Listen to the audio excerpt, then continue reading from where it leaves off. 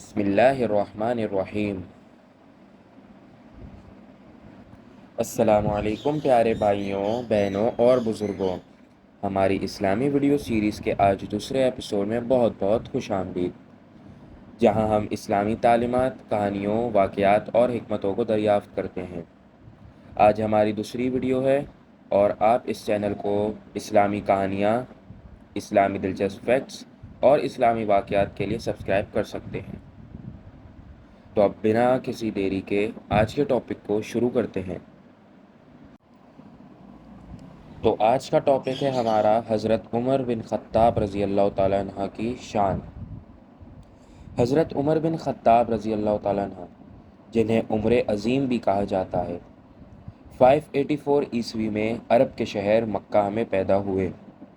وہ پیغمبر اسلام کے ممتاز صحابی تھے اور بعد میں خلیفہ راشدین کے دوسرے خلیفہ بھی بنے۔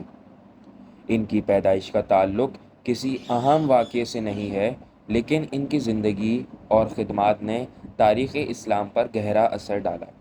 یاد رہے کہ یہ وہی صحابی ہیں جن کے لیے ہمارے پیارے نبی کریم صلی اللہ علیہ وآلہ وسلم نے خود دعا کی تھی کہ یا اللہ ان کو مسلمان کر دے۔ 633 عیسوی میں حضرت عمر بن خطاب رضی اللہ تعالیٰ عنہ کی خلافت کے دوران حضرت سعد بن ابی وقاص کی قیادت میں اسلامی افواج نے عراق کے علاقے کو فتح کیا۔ اس سے عمر رضی اللہ تعالیٰ عنہ کے دور میں اسلامی سلطنت کی نمایاں توسیع ہوئی۔ عراق کی فتح نے خطے میں اسلام کے پھیلاؤ میں اہم کردار ادا کیا اور اسلامی انتظامیہ اور حکومتی نظام کے قیام کی بنیاد ڈالی۔ اسلام کے دوسرے خلیفہ حضرت عمر بن خطاب رضی اللہ تعالیٰ عنہ نے اپنے دور حکومت میں اسلامی سلطنت کی قیادت کی، اور ان کی فتوحات صرف یہی نہیں بلکہ ان کی قیادت میں جن ملکوں کو فتح کیا گیا ان میں فارس سلطنت، بازنطینی علاقوں کے کچھ حصے اور مصر کے کچھ حصے شامل ہیں۔ اس زمانے میں جدید ممالک کا تصور بھی موجود نہ تھا، اس لیے جن علاقوں کا ذکر کیا گیا وہ بڑی سلطنتوں کا حصہ تھے۔ عمر رضی اللہ تعالیٰ عنہ کی خلافت اپنی وسیع فتوحات کے لیے قابل ذکر ہے۔ شاندار کمانڈروں کی مدد سے وہ موجودہ عراق، ایران، آذربائیجان، آرمینیا، جارجیا، شام، فلسطین، لبنان، مصر، افغانستان، ترکمنستان، مغربی پاکستان کو خلافت میں شامل کرنے میں کامیاب رہے۔